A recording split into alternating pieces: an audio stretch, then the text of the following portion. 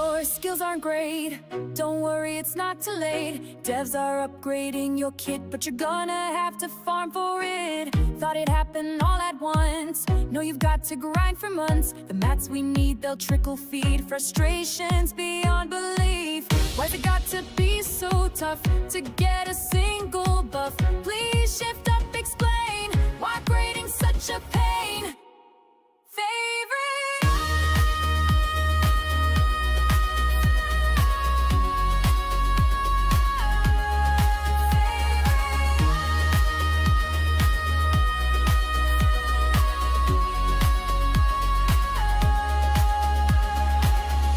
Favorite items, come and roll the dice. Favorite items, will it be worth the price? Favorite items, move up the tiers, how about nope? Favorite items, she's good in solo raids, that's dope.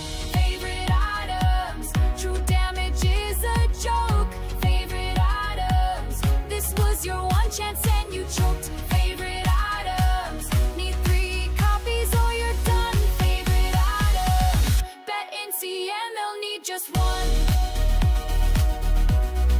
Favorite items,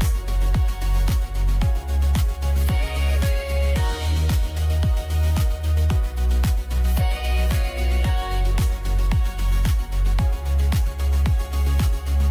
favorite items, favorite items.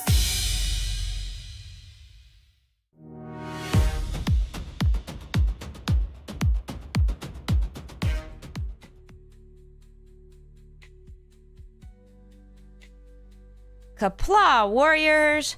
Today is a good day for leftover soup. I love my soup so much. I had 3 bowls of it yesterday. So good. The vegetable barley soup. Well, like I said, it's kind of more of a stew because I tend to overfill my soups with delicious ingredients, but I just love it. And had a pretty good day today. Hope you guys did as well. And yeah. Hope you guys are all doing good. Before we get started, anybody's birthday today or soon? Who has the soonest birthday? Today included.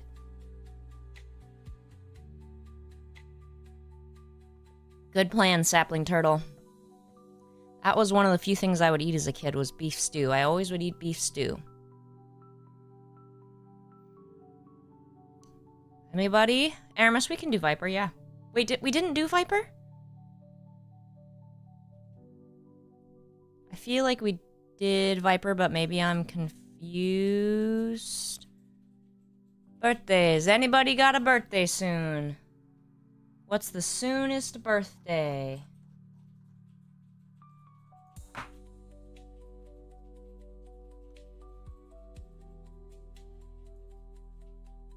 Anybody? Nope.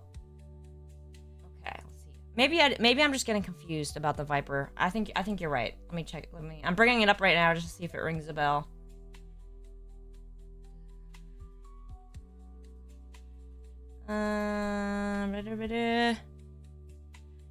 Okay, I don't think we did do Viper yet.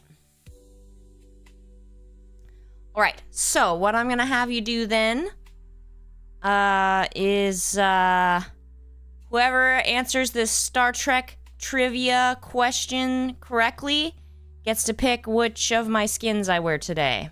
That sounds creepy. My avatar. Which outfit my avatar wears today. Whoever gets this Star Trek trivia question correct. The first person to answer it correctly. Alright, are you ready for this? What specific cosplay did I do last time I went to Comic-Con? It was obviously Star Trek themed.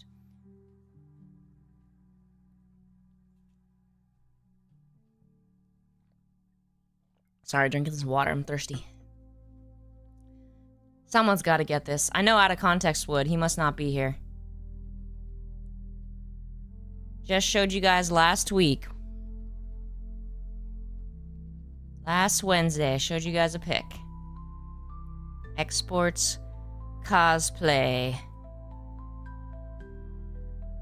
Which, if nobody knows, I will settle for the closest guess, because no, so far, no. Oh, the Captain from Voyager Sapling, that's the last one I'd ever do. I will settle for the closest guess, like, closest description, I guess. Like, if you could, can you narrow down the show? Gamma's getting closer. Can you narrow down the show, or the species, or the location? All right, Aramis gets it. So I have, it's Jadzia Dax on Ryza. She has brown spots. Yes, Jack Trix. Ah, dang, Jack Trix, I just gave it to Aramis, otherwise you definitely would have gotten it. All right, Aramis.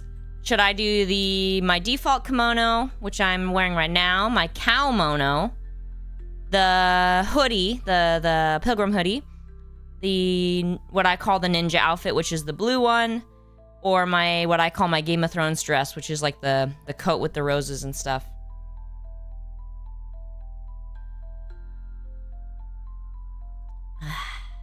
Thirsty. That's brisk, baby. Sorry, Hades. All right, Game of Thrones. I call it my Game of Thrones House of the Rose. I like that one a lot. I would totally want that as a real-life cosplay. Like, it's not I guess I'd just be cosplaying myself, but... All right, so I gotta vote for Viper. Who asked for Viper? Was it you, Aramis? We're gonna do Viper's Bond story. And we'll do brief hand cam at the end of today as well. That's the new routine on Tuesdays. Oh, I forgot to be doing my cozy voice. Someone's got to remind me sooner. I keep forgetting every Tuesday. All right, everybody. Viper's Bond story.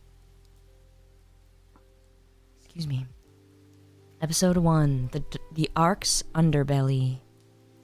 The protagonist wakes up in an alley in the Outer Rim's entertainment district, his head pounding with the throes of a hangover. He feels a crumpled slip of paper in his hand, one with a message warning him not to stick his nose where it doesn't belong. Flashback to 10 hours before the hangover. Shifty sends new orders to the protagonist from the central government. These top-secret orders require a bit of context first. While most people in the Ark see and treat Nikkes as tools, most of the individuals who work in the Big Three are surprisingly positive in their treatment of Nikkes, Suin notwithstanding. Anyway, the general populace's view of Nikkes has always been exploited by enterprises, legal or otherwise, but this time it's pushing the line a little.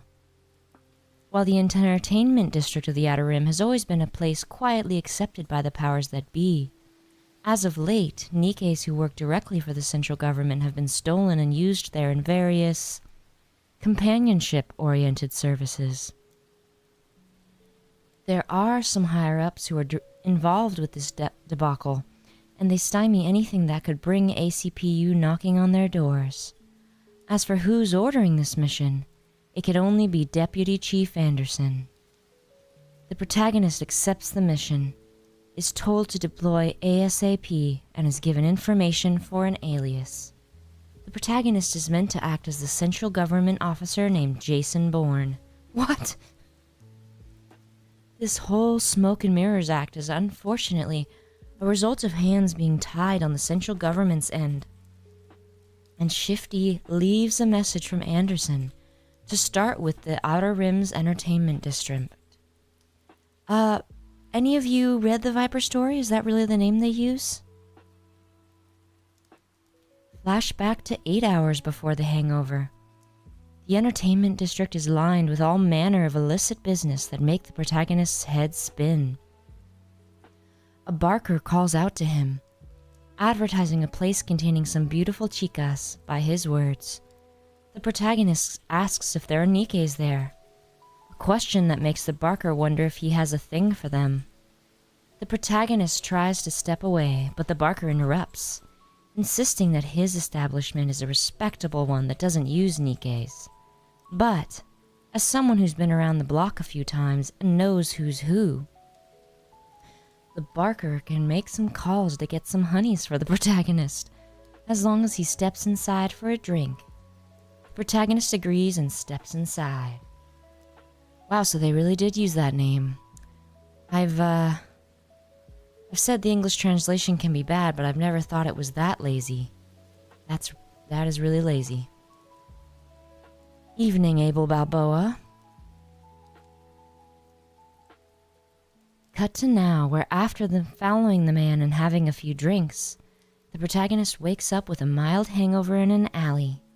He frantically checks his pockets and finds his credit card is still there, though it seems his bank account is significantly emptier than it was before, reeking of garbage and no closer to accepting his mission. The protagonist stands up and sees Viper, who wonders if he's gotten into dumpster diving. Episode 2, A Casual Date. The exotic Nikke cuts right to the heart of the matter, declaring the protagonist got swindled.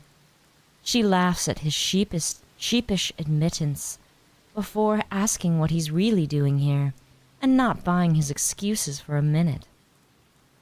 The protagonist asks Viper what she's doing in an alley, which turns out to be handling a few individuals who are proving to be a nuisance to her. So in that sense, she's on business, like the protagonist. Viper remarks on how the protagonist dodged a bullet, only getting scammed of credits and left drunk near a dumpster. But before she can leave, the protagonist pleads for her assistance. After the circumstances are explained, Viper notes that the protagonist is looking to get in a club dealing with Nikke trafficking. She can get in touch with an old friend who knows the club, as said club changes the time and place of meeting every time. But it's been a while since she last contacted this friend. She doesn't feel like doing a favor without getting something out of it. The protagonist immediately asks what she wants in return, and while she's taken aback at him being so forward, she finds it appealing as well. The favor is to spend the rest of the day with her. And despite the protagonist's apprehension, that's all she's asking for. Actually, it says that's all is asking for. As Viper messages that friend of hers, she declares that the protagonist needs some new clothes. Not just because the meeting consists of well-to-dos who turn their noses up at someone in disheveled clothing, but also because Viper wants to see how the protagonist would look in a suit. Yeah, I get that. 1 hour later, at the meeting spot downtown, the protagonist in a dapper suit meets up with Viper, who tells him she has an in with the club. But it's not time to meet up yet.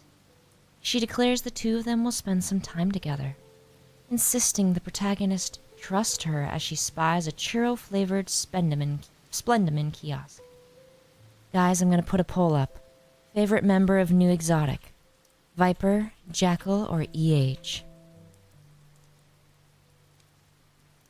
They decide upon their order, and Viper tells the cashier their order, though she also includes something called White Dream in the order. With the slightly suspicious With the slightly suspicious exchange concluded, the protagonist and Viper wait at a table. As their order arrives, the protagonist notes that White Dream wasn't on the menu, and Viper almost invites him to try before taking back her offer, something he assumes has to do with exotic. It's strongly implied that White Dream is some manner of illegal drug. I mean, come on, the translation team had to know what they were doing with that one, right? Viper explains that each member of Exotic has their own habits and coping mechanisms, things they do to ensure their colorful personalities and distinctive stresses don't cause friction with each other. As she does this, she pushes a piece of sweet banana Splendiman into the protagonist's mouth. She assures him it's nothing to worry about, merely doing what's needed to survive, and suggests going to see a movie. At the theater, Viper is tearing up at the movie's finale. The protagonist notes to himself that this almost feels like an ordinary date, rather than the two of them waiting to conduct a black op. At the protagonist's suggestion, the two of them go to a restaurant, Viper absolutely loves the food here, and her overjoyed face sticks in his mind. Later that evening, Viper's phone goes off. A message from her friend about the impending meetup. Viper herself whines a little about how she wanted to have a little more fun. The protagonist suggests they have another date sometime, and after briefly going red in the face, she accepts. Okay, hold on guys, I might not be able to read the rest. Let me check. There's a content warning here. Following article or section depicts a disturbing or suggestive content. I'm just gonna take a look real quick.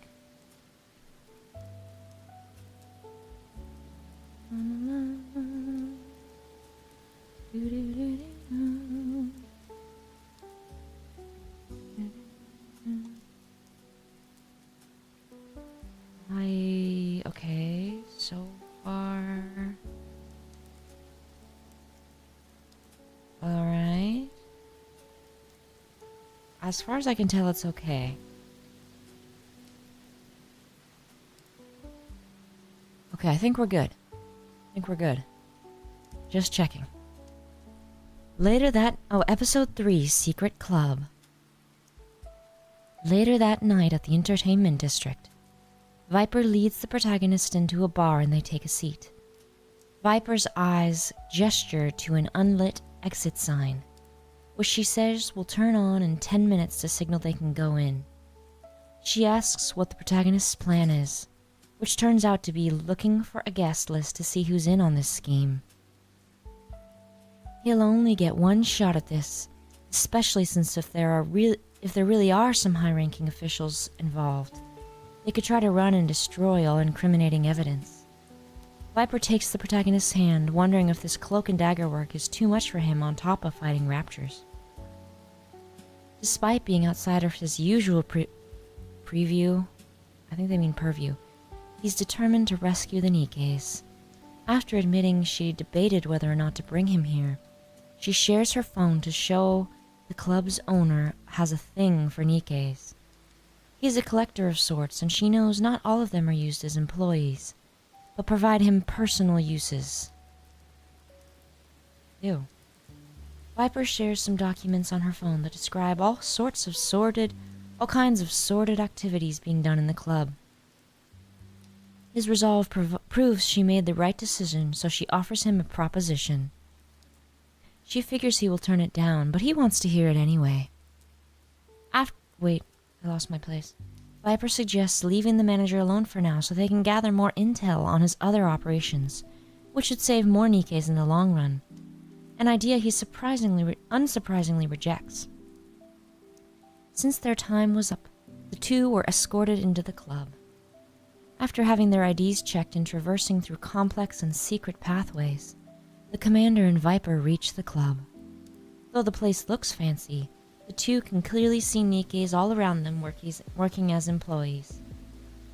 After Viper reminds him to act like a commander who views Nikkes as playthings, they are greeted by the manager they were looking for. The protagonist poses as a VIP guest so he can partake in their more intimate services. And since he brought a Nikke of his own, he gets access to everything for free so long as it's consensual. The two are shown to a private room together. After the manager leaves, the two agree that he creeps them out. Viper picks up a tablet on the table and learns the building is highly secure. The commander still wants to focus on finding evidence, even if obtaining some in a tight place like this would be difficult, and she agrees that they should play it safe. A waiter enters the room shortly after and delivers them alcohol and some snacks, so as to not arouse suspicion after being brought to their room. The two decide to partake in some food and drinks. Viper grabs a margarita, a favorite drink of hers, and scoots beside him. Oh good, the dog has brought me her ball. She then takes some salt provided to her and applies it to the rim of her glass. After taking a sip, she admits to feeling she just wrapped up a nice, ordinary day, a rarity for her. He felt they had completely different definitions of what normal was. She was more specifically referring to their date today. She usually spends her time partaking in infiltration and espionage missions, something the protagonist expects of her, expected of her. Sorry, I slept really bad last night, so I'm really sleepy, so I'm kind of tripping over my words, sorry. After resting her head on his shoulder, he admits to enjoying their date too. She was worried a nice guy like him would be uncomfortable being alone with her. But while that was the case at first, he assures he likes Viper as she is. She can tell by undertaking this serious mission that Nikkes are very important to him. He clarifies that applies to a criminal like her. Yeah, weirdo. She then offers him a sip of her glass as a form of rehearsal, with her lip gloss covering its rim. Drinking it tastes as if a mixture of sweet and sour fills up his mouth. She appreciates his assistance in this scheme of hers. After she cupped his face in her hands and he thought she was referring to the date, she revealed she meant that he helped her gain access to a club she wouldn't have been able to on her own. He had realized Viper was using him, and his vision started to blur. She teased that if they followed her suggestion, the two of them could have really enjoyed each other when the job was done. While trying to fight his newly formed drowsiness, Viper gloats that tricking him was easier than she thought, and figured he was attracted to women with pasts. Bingo. After giving him a final farewell, she exits the room while he passes out. Yeah, this guy's such an easy mark. Episode 4, The Real Goal. After a while of being unconscious, the protagonist hears some knocking on the door. After becoming awake enough, he remembers Viper double-crossed him. Shocking.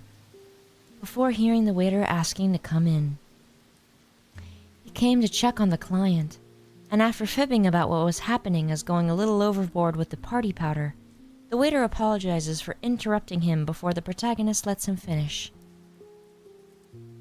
The manager wanted to thank him for his generosity and will allow him to use all of the club services free of charge. He has the option to select from any of the Nikkes here. I'm not going to read this whole sentence, just in case it angers YouTube. The protagonist asks how long it's been since Viper left, and he shared she was dismissed 10 minutes ago.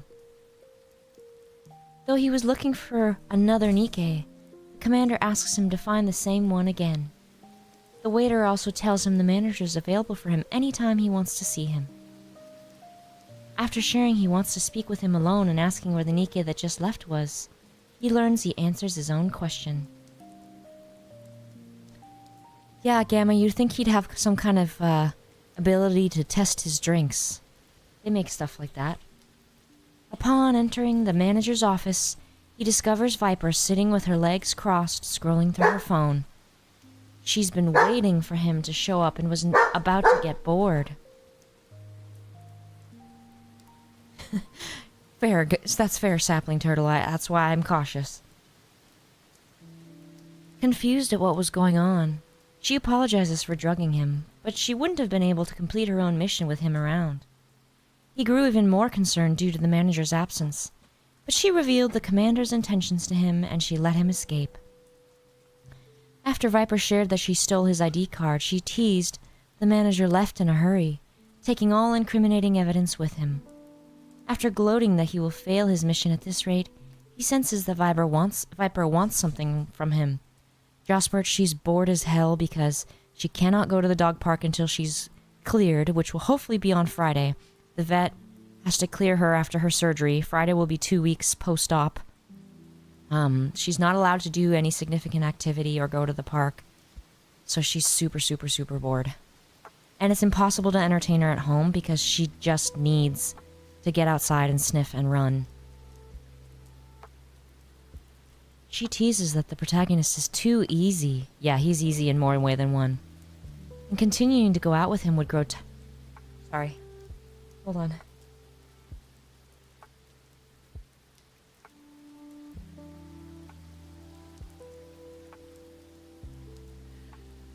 Oh no, I was gonna sneeze and then I didn't. That's the worst.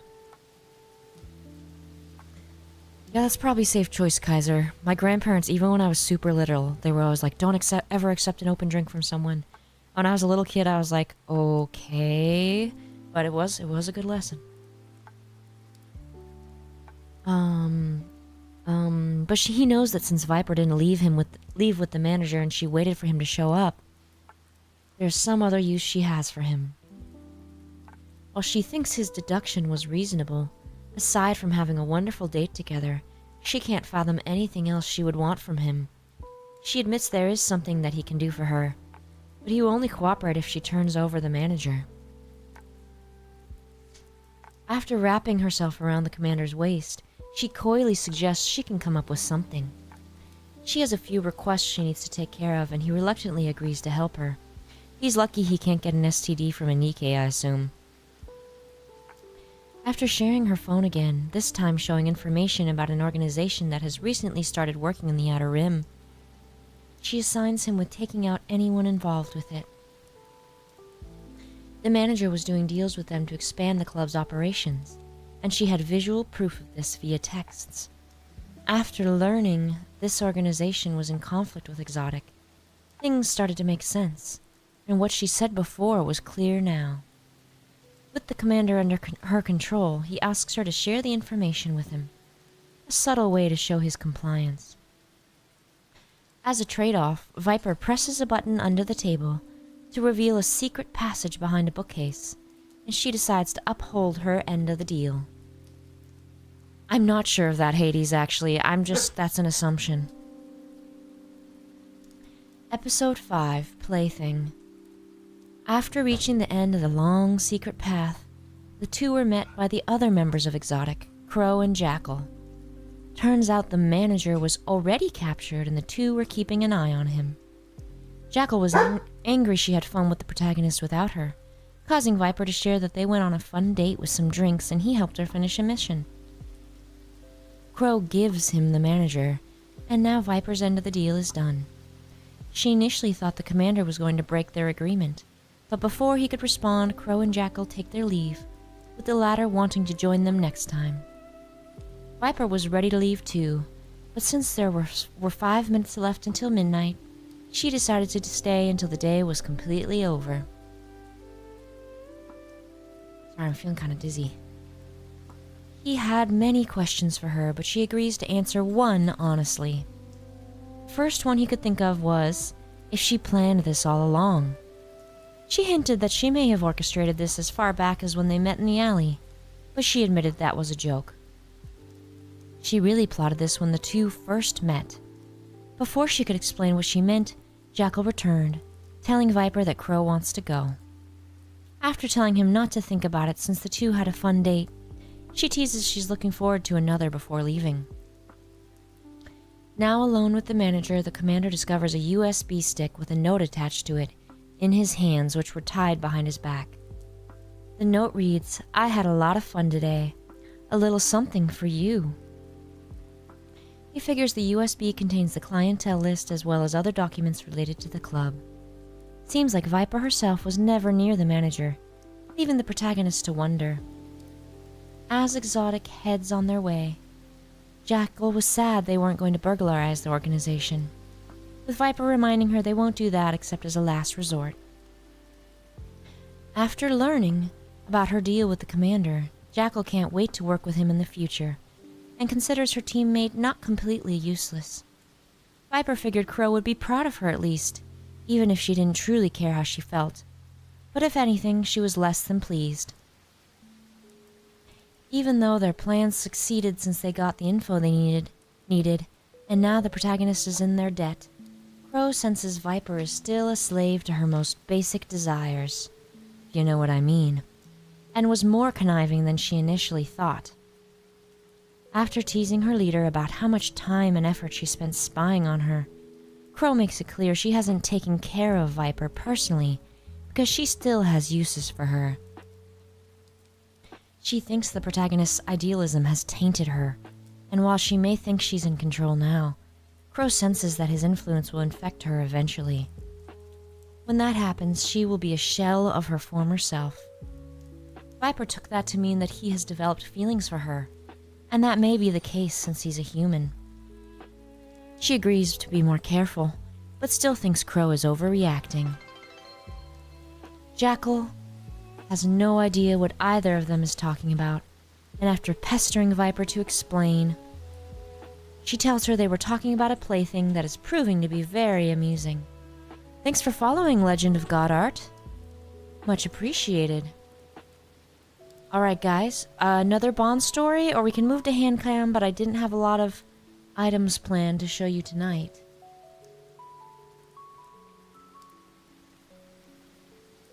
So we still have plenty of time. The HANDCAM items only take, I don't know, 5 minutes, maximum of 10.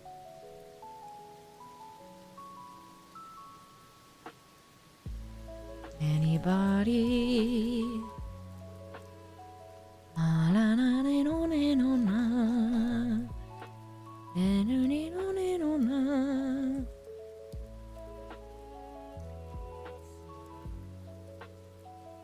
Oops. Wrong button. Let's see. How about we do Jackal's story? Sorry, Hades. Everybody hates Crow. If, Sapling Turtle doesn't even like hearing her name, so I'd have to read it too many times. I will read, Jackal. Episode 1. Give Me Shelter. Having finished his work and getting a free afternoon, the protagonist goes for a stroll and finds Miranda with her ear to the ground in front of the police station, initially mistaking him for Jackal. Apparently the exotic Nikke had fled the police station earlier, so Miranda was keeping an ear out to see if she'd come back. Since the protagonist is here, she decides to request his assistance and brings him inside the station. Someone's cooking something that smells good. Inside the station, Polly, you gotta say Polly or Polly, notices the duo entering and decides to see what's going on. The protagonist asks for a sit rep, leading Polly to explain the police have received complaints of holes being blasted in the walls of buildings. The only trace left by the culprit being bite marks. Come on, guys, that could be anybody. The protagonist wonders what Jackal has to do with this. Turns out ACPU and Exotic have some bad blood between them. Yeah, that's not surprising. And Jackal's particular calling card is to leave bob fragments and bite marks whenever she goes on a rampage.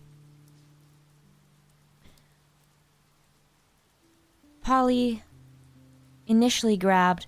I thought Polly because I was thinking police, but then I guess Polly makes sense because she's a dog. Hades sorry, the good stories in real life. I've got the WINDOW opened and someone's cooking. It smells really good.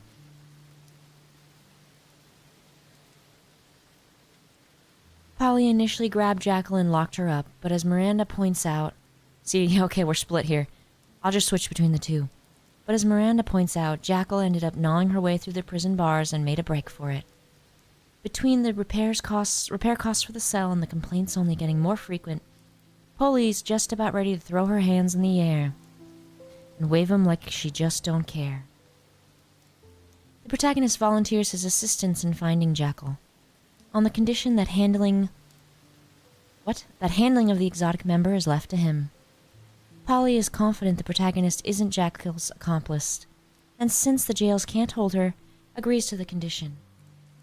Outside the station, the protagonist briefly wonders where Jackal would be, concluding she'd go for a bite to eat after causing some damage. Jacktress, yes, I cannot say the word, or the dog completely freaks out. Like, maybe I'll let you guys hear it sometime. She starts, like, shrieking. And part of the problem is if the neighbors hear it, they're gonna think she's, like, getting injured. But she just is so beside herself excited.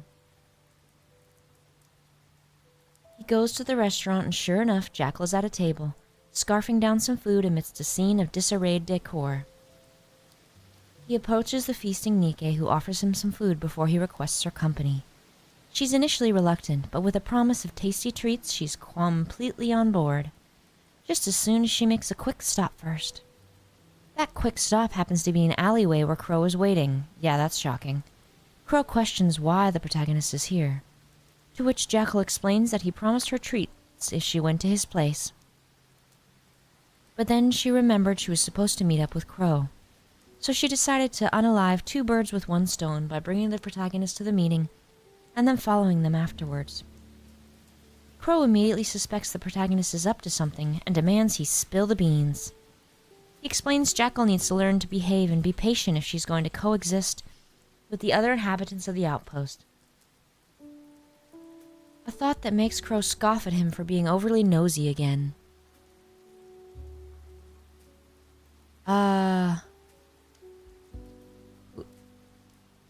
Brother, wait. Yeah, I don't think Suin has a brother. Just a half-sister. He fires back that Jackal constantly going in and out of ACPU custody isn't exactly an ideal situation. Something Crow begrudgingly admits. Crow gives the protagonist an ultimatum. He has 1 week to try and educate Jackal, after which Crow comes to pick her up. Sorry, hiccup. The protagonist has to offer his wrist to Jackal. Fun fact, Jackal has a thing for gnawing at people's wrists, so this week is his only chance to make sure Jackal won't literally tear strips out of him. With one final snark about the odds of success, Crow dismisses the two. Protagonist takes Jackal back to the outpost, already feeling a phantom discomfort on his wrist. Episode 2, Jackal, Sit. In the protagonist's room, Jackal is smashing fixtures and furniture left and right. Nothing is safe, not the couch, the desk, Rappy's chair, or the shower door. Neon wonders if the protagonist is redecorating, while Anise berates him for bringing a loose cannon like Jackal here. He explains his goal of educating her to behave, and the awkward silence of counters is only broken by the sounds of Jackal breaking more things. The protagonist considers using treats to help her learn to keep still, to which Neon brings out a Splendiman bar. She dangles it in Jackal's direction, promising to give it if she keeps still, but Jackal retorts that she could just steal it. Neon can't really formulate a counter-argument, leading Anise to try and step in. Step in and try. She tries to get Jackal to play a game and then bests her to get her to stay quiet. Unfortunately, Jackal's idea of a game sounds a bit macabre, and she's not interested in learning any other games. Oh, thank you, Shadowhog. Anise loses her temper as she too throws in the towel. Everyone looks to Rappy as their last hope. Leader of Counters calmly and carefully explains to Jackal that she could go on a rampage and eat whatever she finds. But if she behaves, then the protagonist will give her more treats, and she won't have to waste time and effort to steal them. Jackal tries to weasel her way out by saying she can rummage for more food, except there isn't any since she already ransacked the whole room. She finally blows her lid over everyone telling her to wait and accuses the protagonist of lying to her about the treats, to which he brings out 3 Splendiman bars from his pocket and promises to hand them over if she sits and does nothing else. There was a boom and it scared the dog. Even promising tastier things if she keeps up the good behavior. Jackal begrudgingly agrees and sits on the remains of the couch as the protagonist gives her the Splendiman and pats her on the head. It's the latter action that takes Jackal by surprise, and while she protests she isn't a dog, she finds the head pats surprisingly agreeable. Neon and Anise mutter to one another about how dog-like Jackal is, while Rappy goes to see Mighty Tools for a quote on fixing the room. Episode 3, Jackal, Let's Go for a Walk. A few days later, Jackal is making a mess of the protagonist's room again. Counters briefly wonders if they dreamed of the exotic Nikke behaving before the protagonist tells Jackal to sit. She complies for as long as it takes for her to get her treats, then immediately goes back on a rampage. Deciding to take a different track, the protagonist tells Jackal to follow him outside as Counters watches on. Outside, Jackal is eagerly prodding the protagonist on what they're going to do. When he answers that they're going for a stroll, she's initially confused. Hello, Kalon. Then finds the idea boring after he explains it. But before she can go on another rampage, the protagonist gets her to sit, then follow a few more commands, which are rewarded with more Splendiman bars and pets. Promising to give more treats and pets for her good behavior, the protagonist takes Jackal's hand as they go, an act she finds surprising but pleasant. He then promises that he'll treat her to something even tastier than Splendimin if she keeps a hold of his hand for the whole walk. Jackal ponders if this means he'll stop rewarding her if she lets go, but he denies this and the idea of ever giving up on her, a declaration that tickles her pink. The two walk hand in hand when Jackal's expression takes a turn for the worse, and her grip tightens. Just up ahead is Polly walking their way, and Jackal doesn't want to get anywhere near an ACPU officer for risk of arrest. The protagonist assures her that they're not doing anything wrong by just going for a stroll, and the police won't bother her. A sentiment Polly is quick to echo, even though she'd still like to talk about the previous instances of property damage. Jackal herself is in a giggling fit, intrigued by the idea of meeting the ACPU and not needing to evade arrest. While Jackal's reason for not letting go of the protagonist's hand to make a break for it is inscrutable to Polly, she bids the two goodbye as she walks away. Jackal's grip lightens up now that there's no police around, but now she's feeling hungry. The protagonist decides to give that something delicious he promised, and has Jackal follow him. Episode 4, Jackal, wait! My dog knows that command very well. The place they're going to is a restaurant.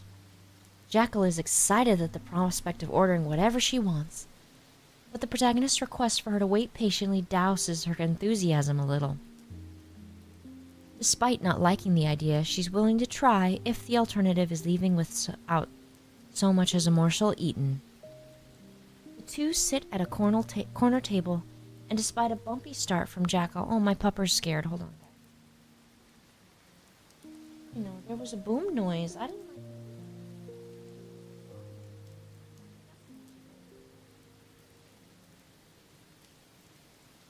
You so many. I love you. You're my best girl. You're my best baby.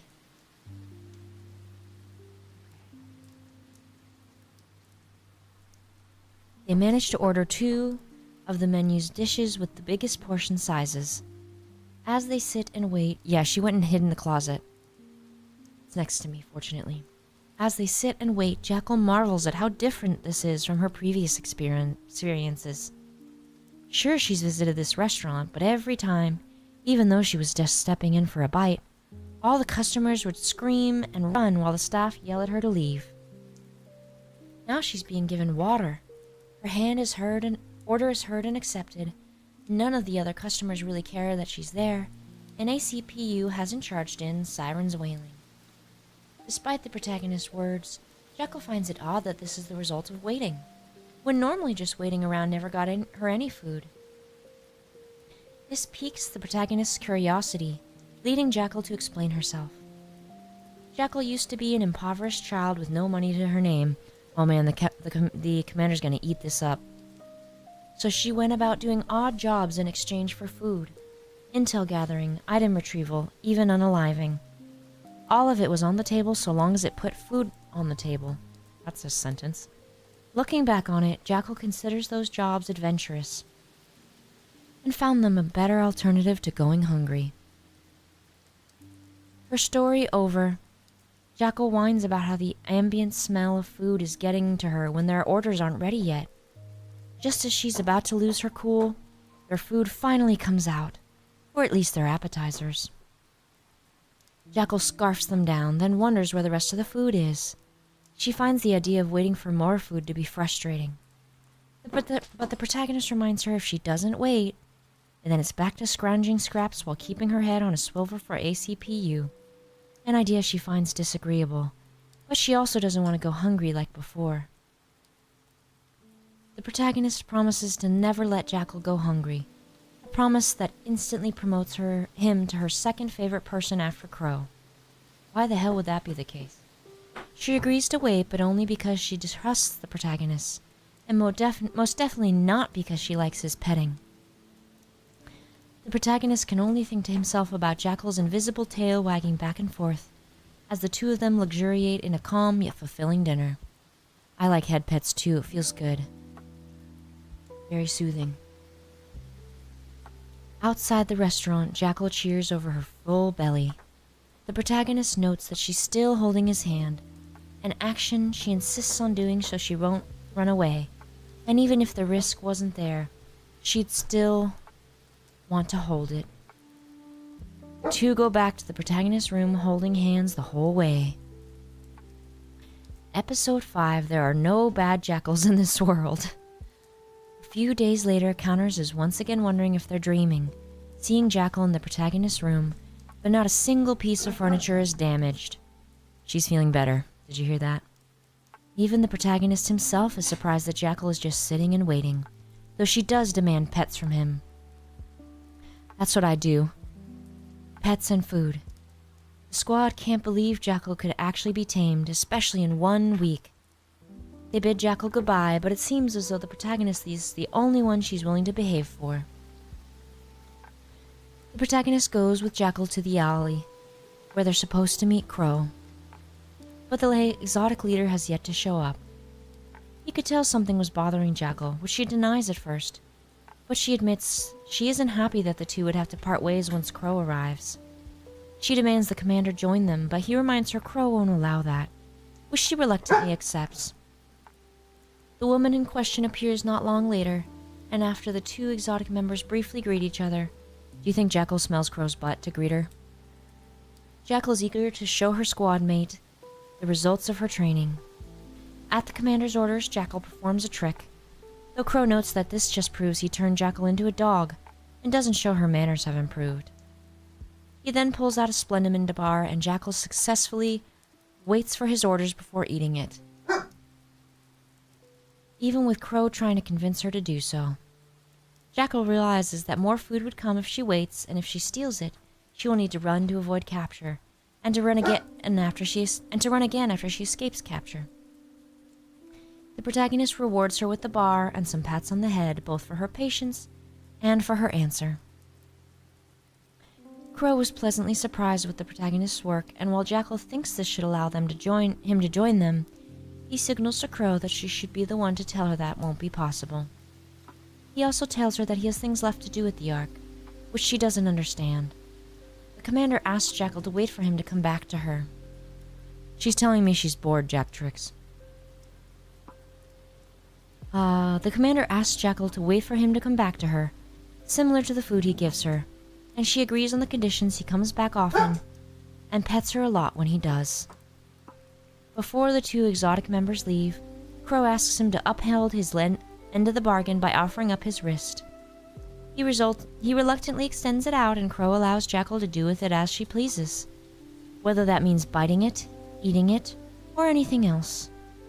She rushes towards her prize, with him dreading what she intends to do. To his surprise, Jackal licks his hand while rubbing her hands against his. That's so gross, I'd rather have her eat it.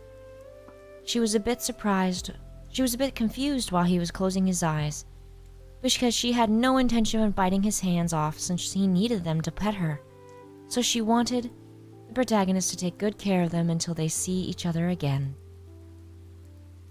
After receiving a few more pets, Crow and Jackal leave, with the latter waving goodbye until the two were completely out of view, along with her similarly invisible, wagging tail.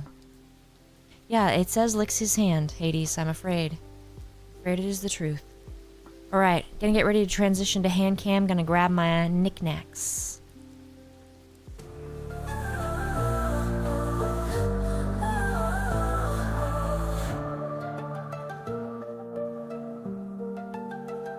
They tell you beware the snake's tongue and the monster she slithers among. But try as you might, you can't resist taking a bite. The outer rim's my hunting ground, but you've nothing to fear when I'm around. So honey, please don't be a stranger. I might be exotic, but you're the one in danger. I might be exotic, but you're the one in danger. You're the one in danger. Pick up the phone, answer my text. I promise you'll love what comes next. You're the only number that I need. Sharing more than just selfies. Sugar sweet venom in my words.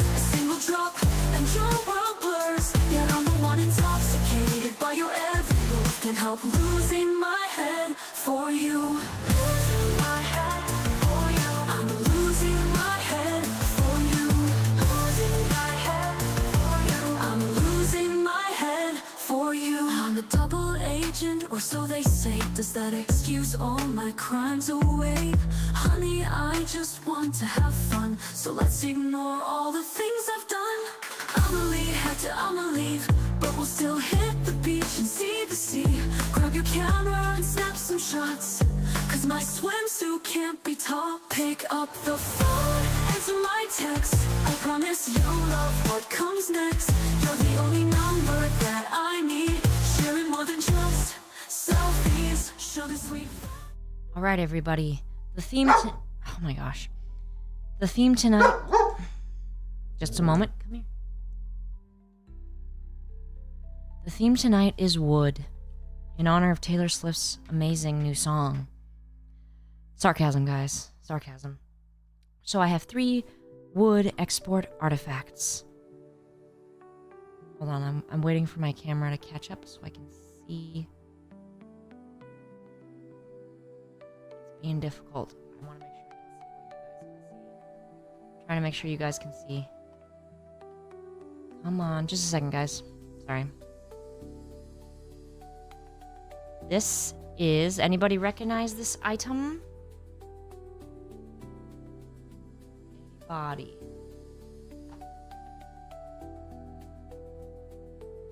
I'm sorry, I'm trying to bring chat back up. There we go. Sorry, Jack Tricks, yeah. I mean, yes, but does anybody recognize more specifically what it is? Hades is on the right track. Oh, Sapling Turtles got it! This is a chocobo whistle! It's a replica that I ordered. Someone made this for me. So in, I was gonna say Game of Thrones, and then I was gonna say Story of Seasons. Oh my god, my brain. My brain. Final Fantasy 14, you have your chocobo that you ride. It's your mount, one of your mounts. And you have your special chocobo whistle that you use to, hold on. To, call it. So this is a replica. Damn it, I'm moving it. So dumb. It's upside down for you guys, too. Dumb.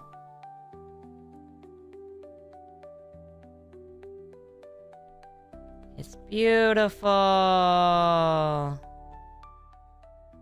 Toot toot. Okay. Following the theme of wood. Now this is a export antique. Well, not really an antique, but you know. This was from my grandma when I was little. I kept it. I keep it in a glass case, and it's made it through like, I don't know, 10 different moves since I was a child. And it's a washing machine. Opens. Got the little. Oh, don't punch it out. Oh yeah, it's barely hanging in there. Little glass. It's so fancy. This was like one of the nicest things I owned as a kid. You can't see the. Sorry, it's so bright. It's in pretty good shape. I mean, I've had this thing since I was like 5. So it has survived a really long time.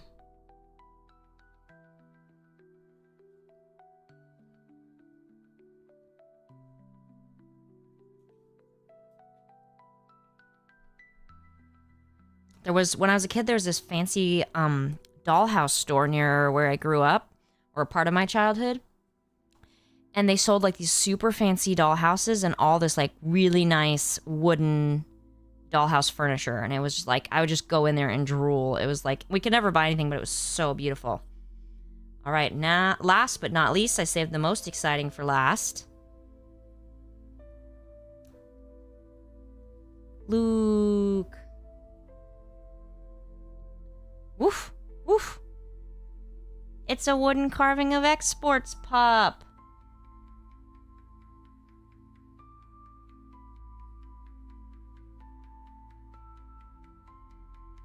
Doo-dee-doo-dee-doo. Woof. Woof. Woof. Isn't she cute? Alright. So, that is the wooden theme for tonight. Gotta stand up and get my steps in. What's what, Tiger Cub? Just showing some, just finishing stream with some HANDCAM. Showing off some of my knickknacks, some of my treasured items. So, yes, hope you guys enjoyed that. Tomorrow, class with Dr. Export. It is sleep and sleep disorders. Trilith, I mean, I don't have any, like, tricks. I've always had both dogs and cats since I was young. I think, I mean, when you're adopting a cat, you're either going to need a kitten or a cat that you know is okay with dogs. And, you know, same thing with a dog. Like, I had the cat first. So I got a puppy, and the cat actually loves her. Yeah, she's a lab mix. She's wild. Bow bow, yeah. She's more of a bow bow. She's not a, or like a woof. She's got the deep bark, for sure. So yeah, she's all calm now. Enjoying the WINDOW. It's almost time to give her some more of her medicine. And I'm just getting my steps in. Sure, recipes. I've got a whole bucket, but some of them, you'll have to decide what theme you want, because some of them are upsetting. Do you want funny? Do you want heartwarming? Do you want traumatic? There's a lot of ways we could go with that. And you'll get plenty of personal experience in the sleep disorders stream, educational stream tomorrow. First, we'll talk about normal sleep, so you're familiar with that, and then we'll tell you when sleep goes wrong. And I have it go wrong in multiple ways. It's just one of the things I bring to the table, you know? I like to lead with that, you know, first date. Like, hey, tell me about yourself. Well, I got 3 sleep disorders. Yup. I have plenty of heartwarming stories about me and my siblings, and me and my pets. I had lots of pets growing up. Yeah, Trilith. I think people are having sleep problems more and more, you know, these days. Well, I mean, it makes sense, like, because, like, back when historically, you know, people were much more in tune with the rhythm of the sun, right? You know, they got up when the sun came out, and they went, you know, to bed shortly after it went down, and so the way we sleep today is very different than how we sleep then.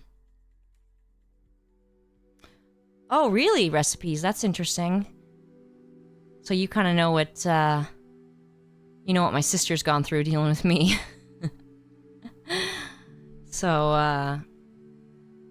yeah. Yeah, sorry, Creative Illusions. That is absolutely an option. I know, it's the worst. I honestly do hate it. I was thinking the other day, like, if I could get rid of just one of my diagnoses, because I have a lot, it would be my nightmare disorder, which I will talk about. That's the worst thing I have, I think, for me. Like, it impacts me the most. It sucks. I hate it so much. And, yeah. So we'll talk about normal sleep, we'll talk about disordered sleep, and basic sleep tips, because I haven't had a lot of success myself with sleep, but I've certainly done a lot of reading about how to improve my sleep. Pretty minimal success, as I said. Yeah, Hades, I've had it basically since I was born. It's where I have extremely vivid and disturbing nightmares every night that I remember the next day. No, just like really horrifying, like I could sell the rights to my nightmares kind of thing. And people would run out of the theater throwing up. And they're very vivid and I remember them. Always. Every day. Recipes. Oh, yeah, you do. Oh, interesting. Yeah, my sister's had a rough time with the she had to deal with me as a kid with the sleep attacks, which I luckily don't have anymore. Technically, that was another separate sleep issue that I don't have anymore, which I so enjoy. Yeah, Kaiser, I'll definitely share some insomnia-related tips. That are all, you know, they're all evidence-based, but the tricky thing is if you've got it really severe, sometimes the tricks aren't as successful as with someone with like more minor, you know, is the thing that's frustrating, you know? Because anytime I see an article that's like, here's how to sleep better, I'm like, yes, read it. Or they're like, researchers reveal how to sleep better. I'm like, yes, I will read this. It's literally always the same. And I'm like, son of a... I already knew that. Because I do try all the things. Alright, everybody. See you tomorrow. Yeah, alright. Glad to see you tomorrow. Creative Illusions. Join tomorrow, 8 p.m. Pacific Standard Time on sleep disorders, and how to sleep better.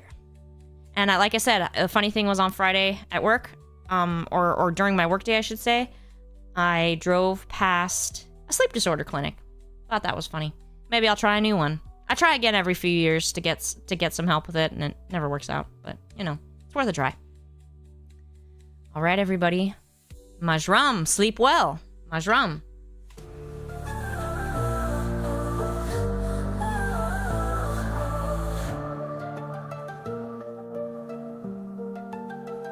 They tell you beware the snake's tongue and the monster she slithers among. But try as you might, you can't resist taking a bite. The outer rim's my hunting ground, but you've nothing to fear when I'm around. So honey, please don't be a stranger. I might be exotic, but you're the one in danger. I might be exotic, but you're the one in danger. You're the one in danger. Pick up the phone, answer my text. I promise you'll love what comes next. You're the only number that I need. Sharing more than just selfies. Sugar sweet venom in my words. A single drop and your world blurs. Yet I'm the one intoxicated by your every move. Can't help losing my head for you. Losing my head for you. I'm losing my head for you. Losing my head for you. I'm losing my head for you. I'm a double agent, or so they say. Does that excuse all my crimes away? Honey, I just want to have fun, so let's ignore all the things I've done. I'ma leave, head to I'ma leave, but we'll still hit the beach and see the sea. Grab your camera and snap some shots, cause my swimsuit can't be taught. Pick up the phone, answer my text. I promise you'll love what comes next. You're the only number that I need.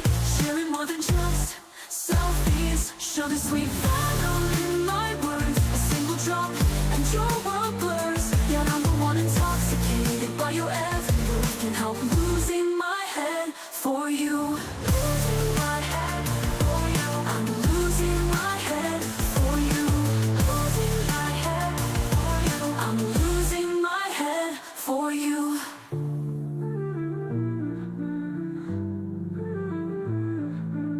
Pick up the phone cause I'm so alone. Got regrets I can't atone. More than this collar keeps me chained, but if I've got you I won't complain. Sugar sweet hope in your words. A single whisper and my world blurs. I'm the one intoxicated by your every move. Can't help losing my head for you. Losing my head